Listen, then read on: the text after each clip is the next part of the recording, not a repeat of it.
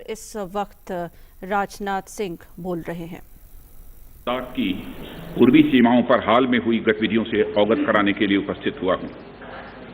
जैसा कि आपको ज्ञात है, हमारे माननीय प्रधानमंत्री श्री नरेंद्र मोदी जी ने हाल ही में लद्दाख का दौरा कर हमारे बहादुर जवानों से मुलाकात की थी। एवं उन्हें यह संदेश भी दिया था कि समस्त देशवासी अपने वीर जवानों के साथ खड़े हैं। अध्यक्ष महोदय, मैंने भी लद्दाख जाकर अपने शूरवीरों के साथ कुछ समय बिताया है और मैं आपको यह बताना चाहता हूं कि मैंने उनके अदम्य साहस, शौर्य और पराक्रम को महसूस भी किया है। आप जानते हैं कि कर्नल संतोष बाबू और उनके 19 वीर साथियों ने अपनी मातृभूमि की रक्षा करते हुए अपना सर्वोच्च बलिदान दिया है। अध्यक्ष महोदय, कल ही सदन ने 2 मिनट मौन रखकर उन्हें अपनी श्रद्धांजलि अर्पित की है। सबसे पहले मैं संक्षेप में चाइना के साथ हमारे बाउंड्री इश्यूज के बारे में बताना चाहता हूं। जैसा कि सदन इस बात से अवगत है कि भारत एवं चीन की सीमा का प्रश्न अभी तक अनरिजॉल्व्ड है। भारत और चाइना की बाउंड्री का कस्टमरी और ट्रेडिशनल अलाइनमेंट चाइना नहीं मानता है। हम यह मानते हैं कि यह अलाइनमेंट वेल एस्टेब्लिश्ड भौगोलिक सिद्धांतों पर आधारित है, जिसकी पुष्टि न केवल ट्रीटीज और एग्रीमेंट द्वारा बल्कि हिस्टोरिक यूजेस के प्रैक्टिसेस द्वारा भी हुई है। इससे दोनों देश सदियों से अवगत हैं, जबकि चाइना यह मानता है कि बाउंड्री अभी भी औपचारिक रूप से निर्धारित नहीं है। साथ ही चाइना यह भी मानता है कि हिस्टोरिकल ज्यूरिडिक्शन के आधार पर जो ट्रेडिशनल कस्टमरी लाइन है, उसके बारे में दोनों देशों की एक अलग अलग व्याख्या है। दोनों देश 1950 एवं 1960 के दशक में इस पर बातचीत कर रहे थे, परंतु इस पर म्यूचुअली एक्सेप्टेबल समाधान नहीं निकल पाया। जैसा कि यह सदन अच्छी तरह अवगत है कि चाइना भारत की लगभग 38,000 स्क्वायर किलोमीटर भूमि का अनधिकृत कब्जा लद्दाख में किए हुए है। इसके अलावा 1963 में एक तथाकथित बाउंड्री एग्रीमेंट के तहत पाकिस्तान ने पीओके की 5,180 स्क्वायर किलोमीटर भारतीय जमीन अवैध रूप से चाइना को सौंप दी है। चाइना अरुणाचल प्रदेश की सीमा से लगे हुए लगभग 90,000 स्क्वायर किलोमीटर भारतीय क्षेत्र को भी अपना बताता है। अध्यक्ष महोदय, भारत तथा चाइना दोनों ने औपचारिक तौर पर यह माना है कि सीमा का प्रश्न एक जटिल मुद्दा है, जिसके समाधान के लिए पेशेंस की आवश्यकता है तथा इस इशू का फेयर, रीजनेबल और म्यूचुअली एक्सेप्टेबल समाधान शांतिपूर्ण बातचीत के द्वारा निकाला जाना चाहिए। अंतरिम रूप से दोनों पक्षों ने यह मान लिया है कि सीमा पर पीस और ट्रैंक्विलिटी बहाल रखना बाइलेटरल रिलेशंस को बढ़ाने के लिए यह अत्यंत आवश्यक है। मैं यह भी बताना चाहता हूं कि अभी तक इंडिया चाइना के बॉर्डर एरियाज में commonly delineated line of actual control नहीं है और एलएसी को लेकर दोनों का परसेप्शन अलग अलग है। इसलिए पीस और ट्रैंक्विलिटी बहाल रखने के लिए दोनों देशों के बीच कई तरह के एग्रीमेंट्स और प्रोटोकॉल्स भी हैं।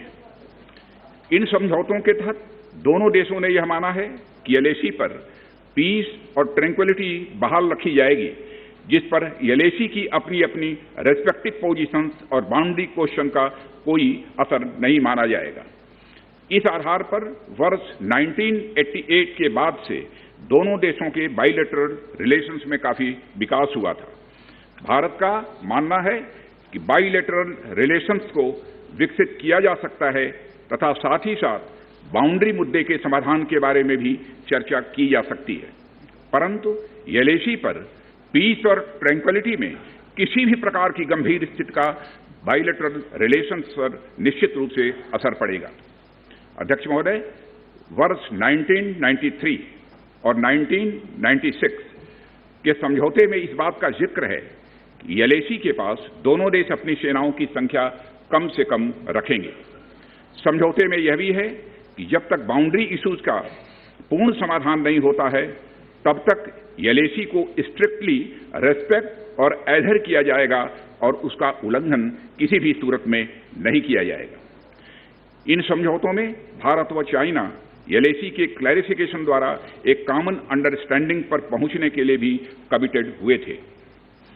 इसके आधार पर 1990 से 2003 तक दोनों देशों द्वारा एलएसी पर एक कॉमन अंडरस्टैंडिंग बनाने की कोशिश की गई, लेकिन इसके बाद चाइना ने इस कार्रवाई को आगे बढ़ाने पर सहमति नहीं जताई। इसके कारण कई जगहों पर चाइना तथा भारत के बीच एलएसी परसेप्शंस में ओवरलैप है। इन क्षेत्रों में तथा बॉर्डर के कुछ अन्य इलाकों में दूसरे समझौतों के आधार पर दोनों की सेनाएं फेस ऑफ आज की स्थिति का समाधान निकालती हैं, जिससे कि शांति कायम हो। इससे पहले कि मैं सदन को वर्तमान स्थिति के बारे में बताऊं, अध्यक्ष महोदय, मैं यह बताना चाहता हूं कि सरकार की विभिन्न इंटेलिजेंस एजेंसीज के बीच कोऑर्डिनेशन का एक इलेबोरेट और टाइम टेस्टेड मैकेनिज्म है, जिसमें सेंट्रल आर्म्ड पुलिस फोर्सेस और तीनों हमारी आर्म्ड फोर्सेस की इंटेलिजेंस एजेंसीज भी शामिल हैं। टेक्निकल और ह्यूमन इंटेलिजेंस को लगातार कोऑर्डिनेटेड तरीके से इकट्ठा किया जाता है तथा आर्म्ड फोर्सेस से उनके डिसीजन मेकिंग के लिए भी शेयर किया जाता है। अध्यक्ष महोदय, अब मैं सदन को इस साल की उत्पन्न परिस्थितियों से अवगत कराना चाहता हूं। अप्रैल माह से ईस्टर्न लद्दाख की सीमा पर चाइना की सेनाओं की संख्या तथा उनके आर्मामेंट्स में काफी वृद्धि देखी गई है। मई महीने के प्रारंभ में चाइना ने गलवान घाटी क्षेत्र में हमारी ट्रूप्स के नॉर्मल ट्रेडिशनल पेट्रोलिंग पैटर्न में व्यवधान शुरू किया, जिसके कारण फेस ऑफ की स्थिति उत्पन्न हुई। ग्राउंड कमांडर्स द्वारा इस समस्या को सुलझाने के लिए विभिन्न समझौतों तथा प्रोटोकॉल के तहत वार्ता की जा रही थी। इसी बीच मई महीने के मध्य में चाइना द्वारा वेस्टर्न सेक्टर में कई स्थानों पर एलएसी पर ट्रांसग्रेशन करने की कोशिश की गई। इसमें कोंगकाला, गोगरा एंड पेंगोंग लेक का नॉर्थ बैंक शामिल है। इन कोशिशों को हमारी सेनाओं ने समय पर देख लिया तथा उसके लिए आवश्यक जवाबी कार्रवाई भी की है। अध्यक्ष महोदय, हमने चाइना को डिप्लोमेटिक तथा मिलिट्री चैनल्स के माध्यम से यह अवगत करा दिया कि इस प्रकार की गतिविधियां स्टेटस को यूनिलेटरली बदलने का प्रयास है और यह भी साफ कर दिया गया कि ये प्रयास हमें किसी भी सूरत में मंजूर नहीं है। अध्यक्ष महोदय, एलएसी के ऊपर फ्रिक्शन बढ़ता हुआ देखकर दोनों तरफ के सैन्य कमांडरों ने 6 जून 2020 को मीटिंग की तथा इस बात पर सहमत बनी कि रेसिप्रोकल एक्शंस के द्वारा डिसएंगेजमेंट किया जाए। दोनों पक्ष इस बात पर भी सहमत हुए कि एलएसी को माना जाएगा तथा कोई ऐसी कार्रवाई नहीं की जाएगी जिससे स्टेटस को बदले। किंतु इस सहमति के वायलेशन में चीन द्वारा एक वायलेंट फेस ऑफ की स्थिति 15 जून को गलवान में क्रिएट की गई। हमारे बहादुर सिपाहियों ने, हमारे बहादुर सेना के जवानों ने अपनी जान का बलिदान दिया और साथ ही चीनी पक्ष को भी भारी क्षति पहुंचाई है। अध्यक्ष महोदय, और अपनी सीमा की सुरक्षा में वह कामयाब रहे। इस पूरी अवधि के दौरान हमारे बहादुर जवानों ने जहां संयम की जरूरत थी वहां संयम रखा तथा जहां शौर्य की जरूरत थी वहां शौर्य प्रदर्शित किया है। अध्यक्ष महोदय, मैं सदन से अध्यक्ष महोदय ये अनुरोध करता हूं कि हमारे दिलेर जवानों की वीरता एवं उनके बहादुरी की भूरी भूरी प्रशंसा की जानी चाहिए। हमारे बहादुर जवान अत्यंत मुश्किल परिस्थितियों में अपने अथक प्रयास से समस्त देशवासियों को सुरक्षित रख रहे हैं। एक ओर किसी को भी हमारे सीमा की सुरक्षा के प्रति हमारे डिटर्मिनेशन के बारे में संदेह नहीं होना चाहिए। वहीं भारत यह भी मानता है कि पड़ोसियों के साथ शांतिपूर्ण संबंधों के लिए आपसी सम्मान और आपसी सेंसिटिविटी भी आवश्यक है। क्योंकि हम मौजूदा स्थिति का डायलॉग के जरिए समाधान चाहते हैं और हमने चाइनीज साइड के साथ डिप्लोमेटिक और मिलिट्री एंगेजमेंट बनाए रखा है। इन डिस्कशंस में 3 की प्रिंसिपल्स हमारी अप्रोच को तय करते हैं। फर्स्ट, दोनों पक्षों को एलएसी का सम्मान और कड़ाई से पालन करना चाहिए। सेकंड, किसी भी पक्ष को अपनी तरफ से यथास्थिति का उल्लंघन करने का प्रयास नहीं करना चाहिए। और थर्ड, दोनों पक्षों के बीच सभी समझौतों और अंडरस्टैंडिंग्स का पूर्णतया पालन होना चाहिए। चाइनीज साइड की यह पोजीशन है कि स्थिति को एक जिम्मेदार ढंग से हैंडल किया जाना चाहिए और द्विपक्षीय समझौतों एवं प्रोटोकॉल के अनुसार शांति एवं सद्भाव सुनिश्चित किया जाना चाहिए। वह भी यही कहते हैं। जबकि ये डिस्कशन चल ही रहे थे, चीन की तरफ से 29 और 30 अगस्त की रात को प्रोवोकेटिव सैनिक कार्रवाई की गई, जो पेंगोंग लेक के साउथ बैंक एरिया में स्टेटस को बदलने का प्रयास था। लेकिन एक बार फिर हमारी आर्म फोर्सेस द्वारा टाइमली और फॉर्म एक्शंस के कारण उनके प्रयास विफल कर दिए।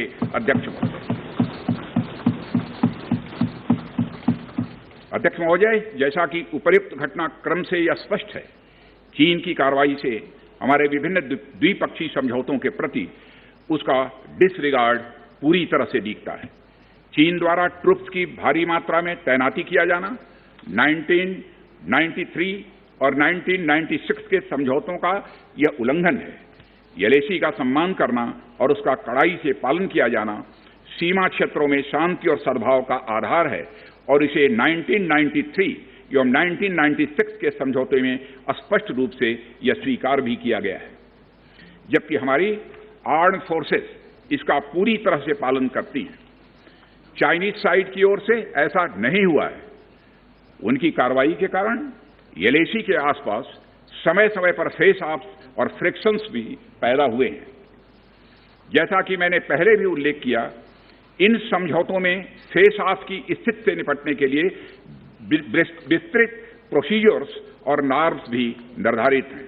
तथापि इस वर्ष हाल की घटनाओं में चाइनीज फोर्सेस का वायलेंट कंडक्ट सभी म्यूचुअली एग्रीड नॉर्म्स का पूरी तरह से उल्लंघन है।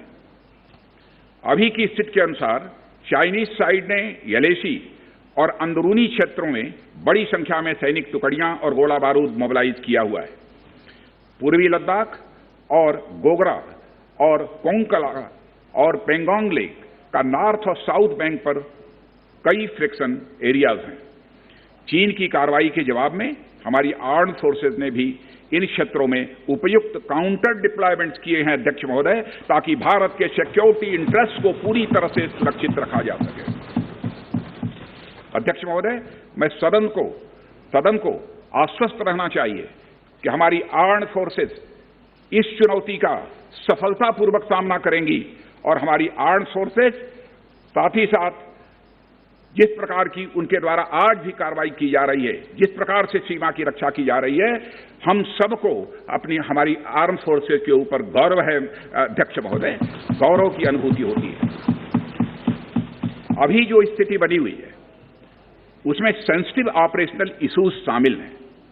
इसलिए मैं इस बारे में ज्यादा ब्यौरा का खुलासा यदि करना चाहूं तब भी नहीं कर सकता हूं अध्यक्ष महोदय, यह हमारी एक सीमा है और मैं आश्वस्त हूं यह सदन हमारी इस सेंसिटिविटी को भी समझेगा। और अध्यक्ष महोदय, मैं कोविड-19 के चैलेंजिंग समय में हमारी आर्म्ड फोर्सेस और आईटीबीपी के तेजी से डिप्लॉयमेंट हुई हैं और उनके प्रयासों को एप्रिशिएट किए जाने की जरूरत है। और यह इसलिए भी संभव हुआ है क्योंकि सरकार ने पिछले कुछ वर्षों में बॉर्डर इंफ्रास्ट्रक्चर के विकास को काफी अहमियत दी है। सदन को जानकारी है कि पिछले कई दशकों में चीन ने बड़े पैमाने पर इंफ्रास्ट्रक्चर एक्टिविटी शुरू की है, जिनसे बॉर्डर एरिया में उनकी डिप्लॉयमेंट क्षमता भी बढ़ी है। इसके जवाब में हमारी सरकार ने भी बॉर्डर इंफ्रास्ट्रक्चर के विकास के लिए अपना काफी बजट बढ़ाया है, जो पहले से दोगुना से भी अधिक है। इसके फलस्वरूप बॉर्डर एरियाज में काफी रोड्स और ब्रिजेज भी बने हैं।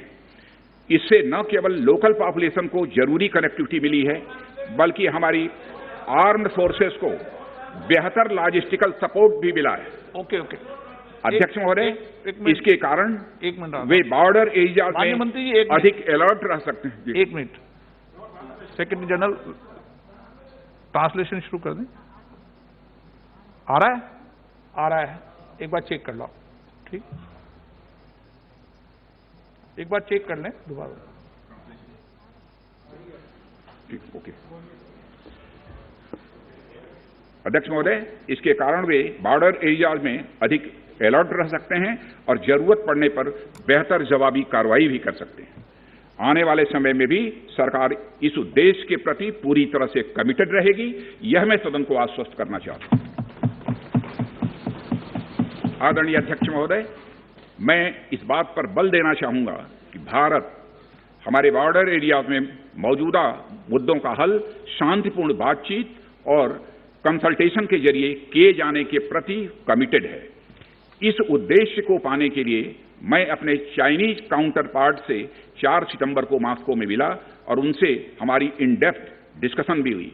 मैंने स्पष्ट तरीके से हमारी चिंताओं को चीनी पक्ष के सामने रखा, जो उनकी बड़ी संख्या में ट्रूप्स की तैनाती और उनका एग्रेसिव बिहेवियर और यूनिलैटरल स्टेटस को बदलने की कोशिश से रिलेटेड था। मैंने यह भी स्पष्ट किया कि हम इस मुद्दे को शांतिपूर्ण ढंग से हल करना चाहते हैं और हम चाहते हैं कि चीनी पक्ष हमारे साथ मिलकर काम करे। वहीं हमने, अध्यक्ष महोदय, यह भी स्पष्ट कर दिया कि हम भारत की सॉवरेनिटी और टेरिटोरियल इंटीग्रिटी की रक्षा के लिए पूरी तरह से डिटरमिन्ड हैं। इसके बाद मेरे कोलीग विदेश मंत्री श्री जयशंकर जी भी 10 सितंबर को मॉस्को में चाइनीज विदेश मंत्री से मिले। दोनों एक एग्रीमेंट पर पहुंचे कि यदि चाइनीज साइड द्वारा सिंसियरली और फेथफुली एग्रीमेंट को इंप्लीमेंट किया जाता है तो कंप्लीट डिसएंगेजमेंट प्राप्त किया जा सकता है और बॉर्डर एरिया में शांति स्थापित हो सकती है। अध्यक्ष महोदय, जैसा कि सभी सम्मानित सदस्यों को जानकारी है कि बीते समय में भी चीन के साथ हमारे बॉर्डर एरियाज में लंबे स्टैंड ऑफ्स की स्थिति यह कई बार बनी है, जिसका शांतिपूर्ण तरीके से समाधान भी किया गया था। हालांकि इस वर्ष की स्थिति, चाहे वो ट्रूप्स की स्केल ऑफ इन्वॉल्वमेंट हो या फ्रिक्शन पॉइंट्स की संख्या हो, वह पहले से बहुत अलग है। फिर भी हम मौजूदा स्थिति के शांतिपूर्ण समाधान के लिए पूरी तरह से कमिटेड हैं। इसके साथ साथ मैं सदन को आश्वस्त करना चाहता हूं कि हम सभी परिस्थितियों से निपटने के लिए भी तैयार हैं।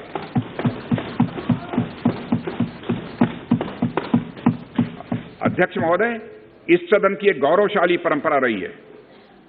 दोहराना चाहता हूं अध्यक्ष महोदय कि सदन की एक गौरवशाली परंपरा रही है कि जब भी देश के समक्ष कोई बड़ी चुनौती आई है तो इस सदन ने भारतीय सेनाओं की दृढ़ता और संकल्प के प्रति पूरी अपनी एकता और भरोसा दिखाया।